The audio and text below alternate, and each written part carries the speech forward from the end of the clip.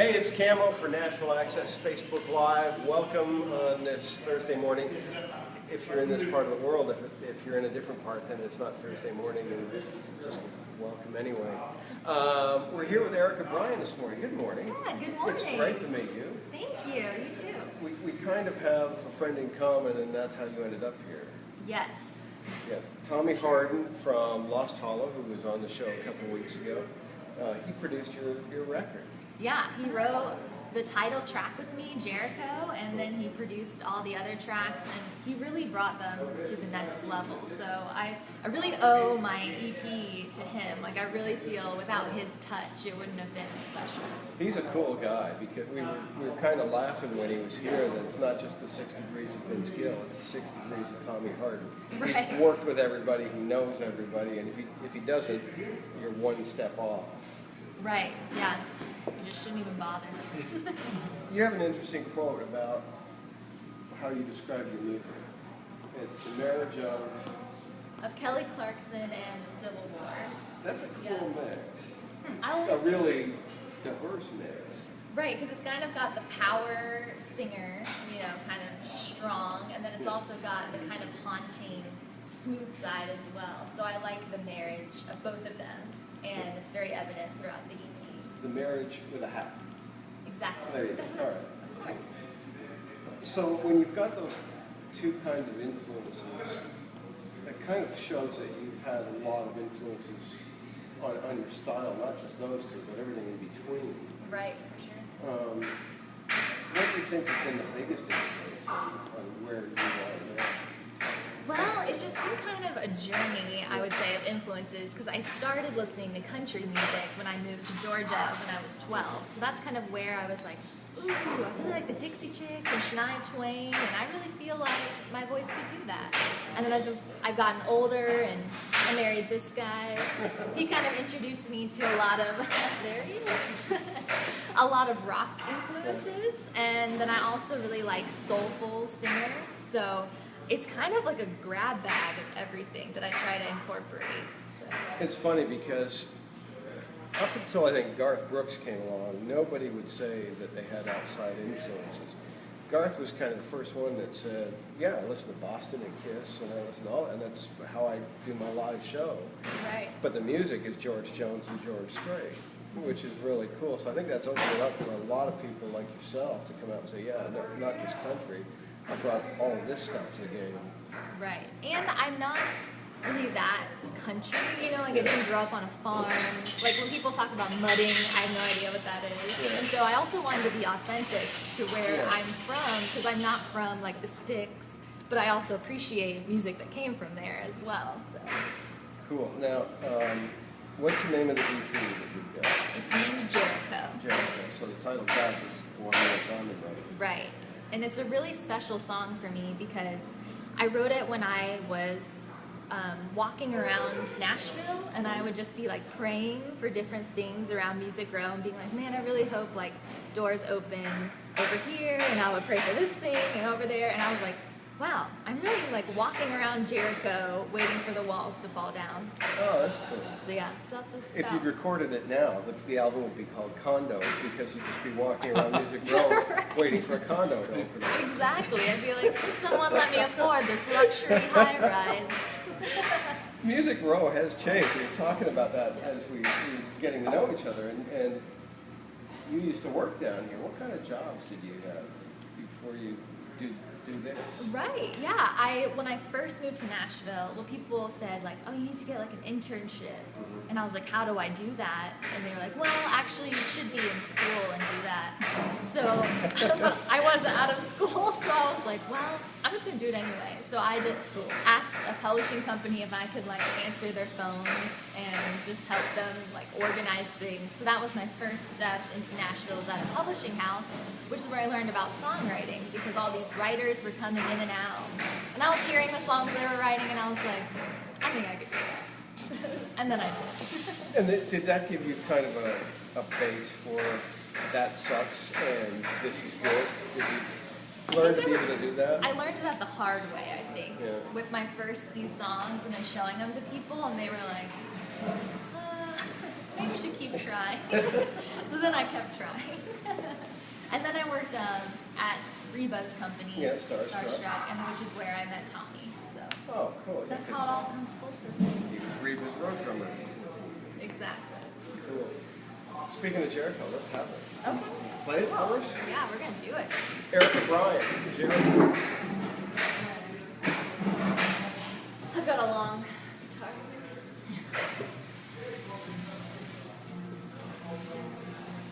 You built a brick I hid around your heart. You made it stout and thick. Every rampart to keep the ache at bay. Always on guard for now. For now. You won't invite me inside your halls. Let me come right in and risk it all. I'm gonna fight until I see it all fall down. Fall down. I'm gonna march round Jericho. I'm gonna shout out loud round Jericho. Till the walls fall down. Till the walls fall down. Till the walls fall down. Maybe tough to reach, but worth the wait.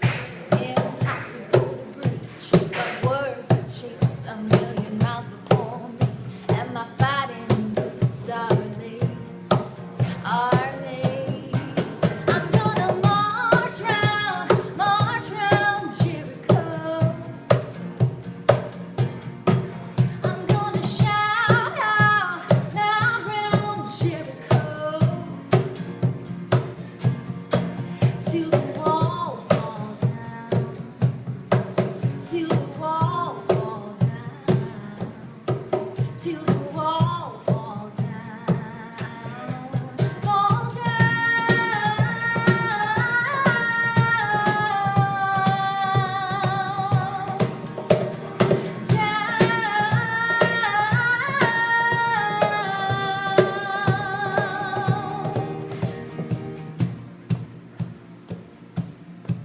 I may be one small voice in the world today, drowned out by noise, just won't fade.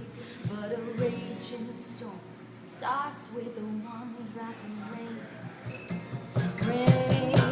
I'm gonna march round Jericho. I'm gonna shout out loud round Jericho. Till the walls fall down. Till the walls fall down. Till the walls fall down. Till the walls fall down. Till the walls fall down. Till the walls fall down.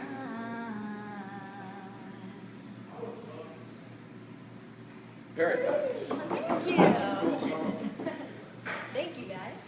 That's got a real, I think you said, haunting kind of melody to it. Right. Yeah, I feel like kind of everything I do, even if it's somewhat happy, has a haunting element to it. So. Has radio been really receptive to it? Have you been getting some good spins on radio? Yeah, I have. You know, it's always been surprising. Like, you just never think when you're doing things yourself that people will pick it up, but they have, and they've really enjoyed it. So that's great. Excellent. Are you touring? Are you out on the road? Yeah, right now we're doing more promotional stuff for the EP, so hopefully we'll play a lot, but we're doing a lot of, you know, just hyping up the EP. Yeah. Go listen to it. Then you do this all yourself. That's music has changed in the past few years because it's digital has made everything a lot more accessible for the artists to do. You don't have to depend on the teams quite as much. But it's hard when you're trying to do everything yourself. Book, Right. be your own manager, write songs, record, do social media.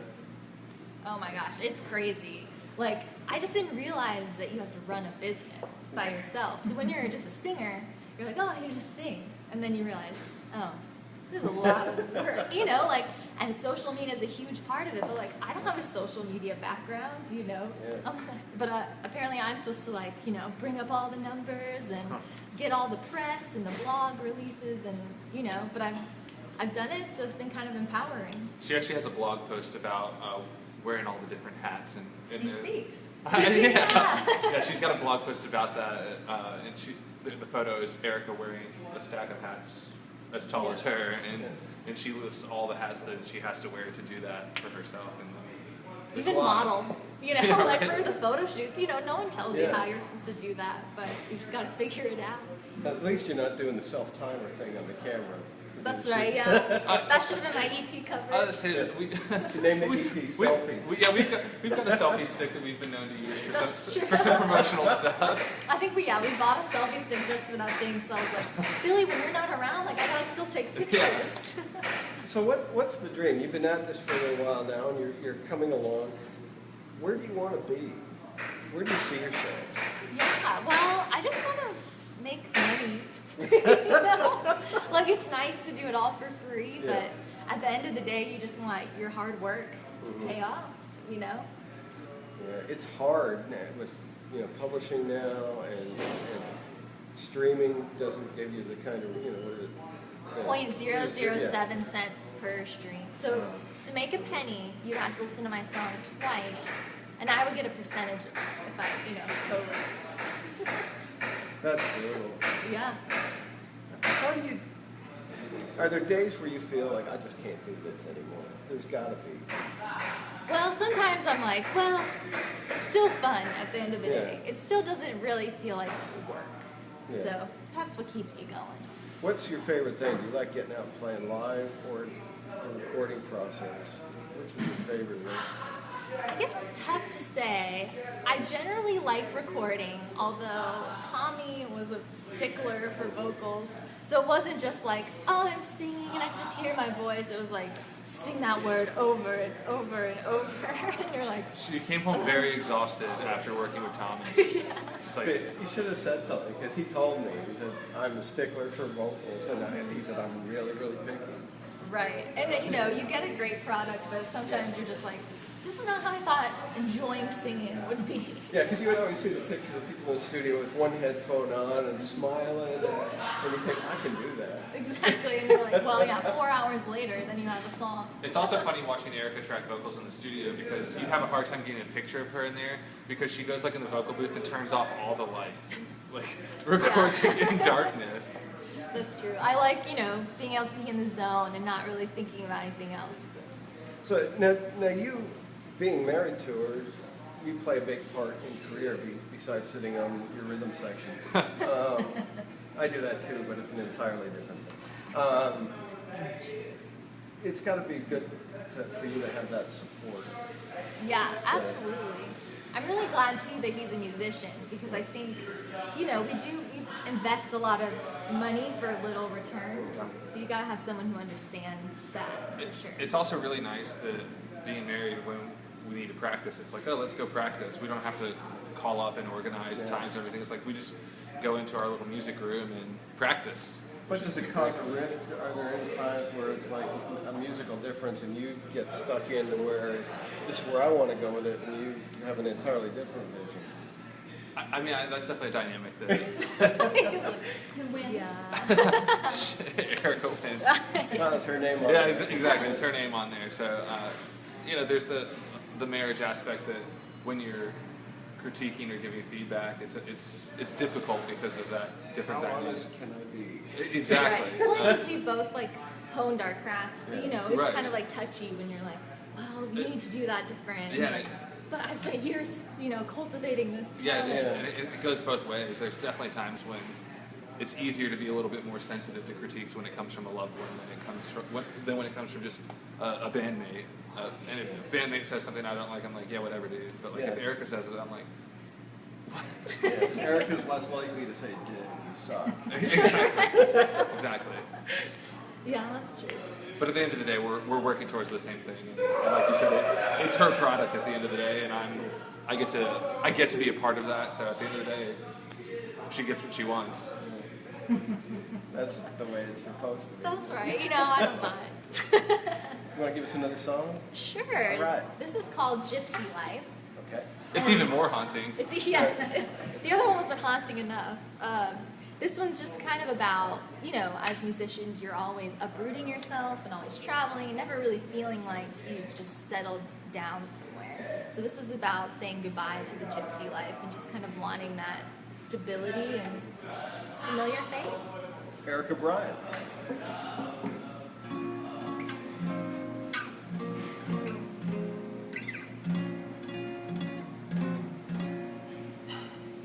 Beaten paths, a walk today. Who knows where this will end? Strangers stare with judging eyes. They don't know where I've been. They don't know where I've been.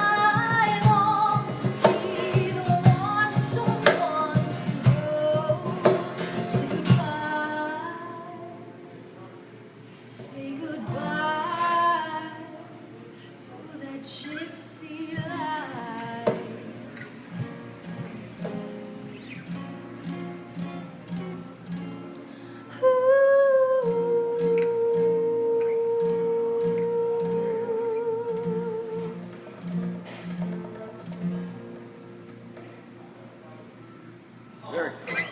Awesome. You're right, that had kind of a Hotel California kind of haunting thing going on. Right.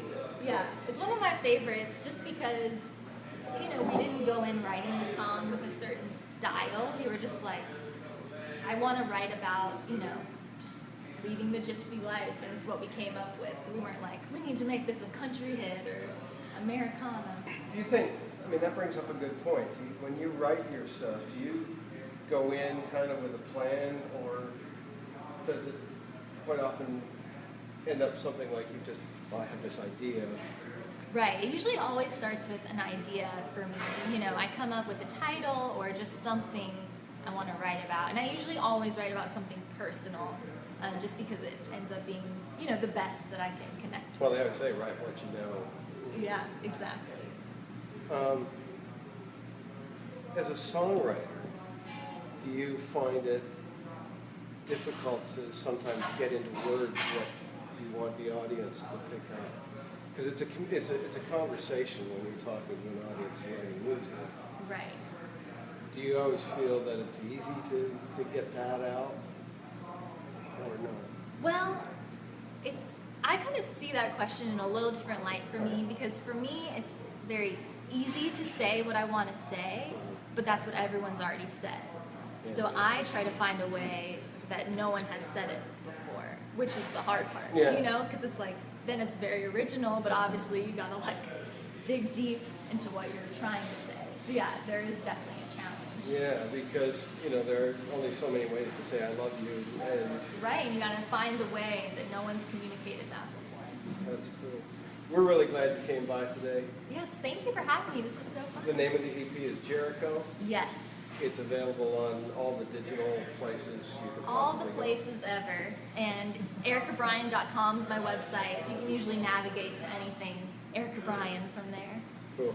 That's Facebook and Twitter and all the places that you're trying to figure out how to... Exactly, that I've mastered. I've tried figuring out Snapchat. I just haven't got that. Oh my gosh, I gave you Snapchat, I think. I just didn't get it. It's for the kids. Yeah, I'm like, that's whippersnappers. Yeah, those I whippersnappers. want Snapchat. I'm down with the kids. Right, exactly. It's been a pleasure having you. Thank you very much for coming by today. We'd love to have you back sometime. We've got new product out. Yeah, we'd love to do Want that. to talk about it and get you back. All right, perfect. Thanks a lot. Erica Thank you. Bryan, check her out. You're going to love her. Thanks for watching. My Facebook.